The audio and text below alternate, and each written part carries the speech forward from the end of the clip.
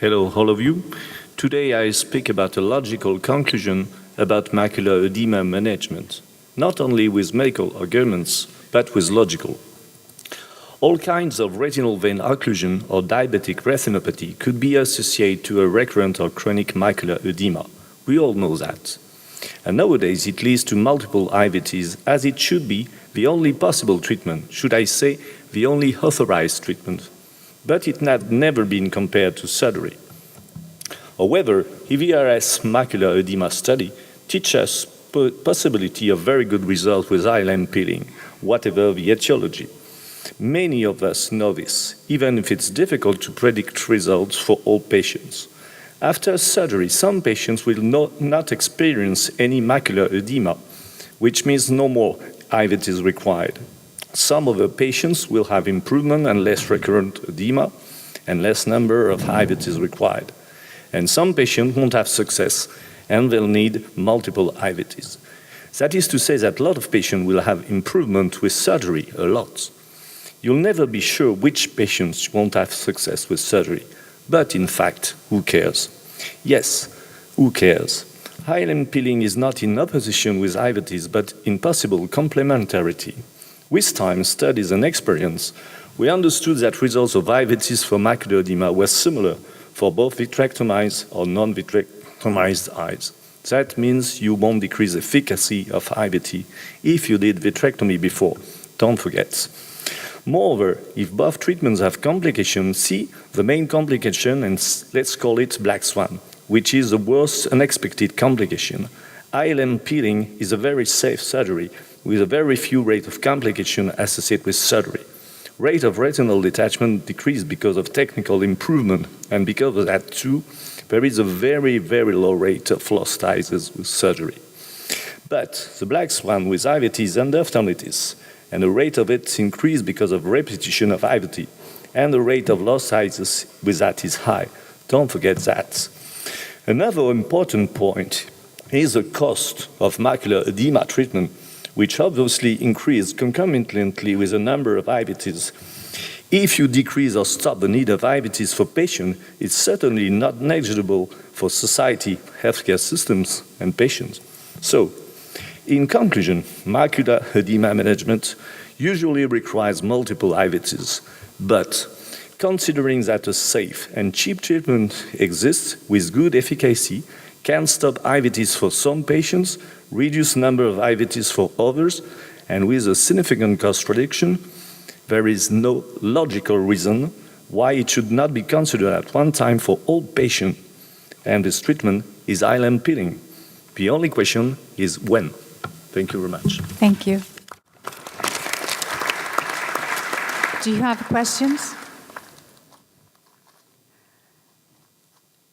Do you have a limit based on visual acuity? For macular edema, really no. For judging the timing of surgery? Because you are counseling us to promote the ILM peeling.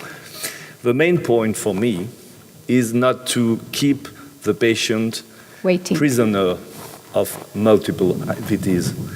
It's crazy to see patients with lot and lot of IVTs. You know my opinion. And for me, it's not visual acuity problem. It's to try to save patient and throw away from treatment. If you can success with one surgery and no more IVTs, no more macular edema, it's a success. If you have patients coming monthly to have No, we IVTs, all know the bothering of that. But how many of you choose vitrectomy as first-line treatment for macular edema of any kind with no previous injection? How many of you? Please raise your hand. No traction, just macular edema, you choose vitrectomy as first-line treatment. One, even, you're alone. No, you too. Okay. But you can begin with injection, but not too much. The problem is multiple. So judge after the first three, because, well, I thought a lot about that. It's a reasonable question.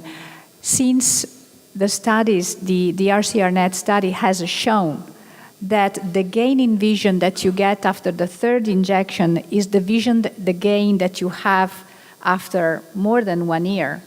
After the third injection, you already have let's say the power, the efficacy of injections. So But it makes sense to make 3 and see how much the patient improves, Yeah. and then decide. perhaps you, What to but you do. talk about free. I see patients with 20, 30, you all know that. I agree with you, and I would like to say some comments. First of all, probably vision is not everything what we should know, because vision is just a kind of measuring what patient sees. But if we do vitrectomy with ILM peeling, we have patients who sometimes do not improve in Snellen vision so much, maybe 1 line or so. But they are so much happy that their vision is very improved. So I do not understand that Yes. observation. Vision is not enough. Dr. Bezzozzi. Push. I think that you should consider the vitrectomy with ILM peeling after the patient just develop like a tachyphylaxis mechanism to the drug. So a patient that previously respond to the drug and then stop to respond to the drug for at least 1 or 2 consecutive injections, then vitrectomy is justified as a treatment without any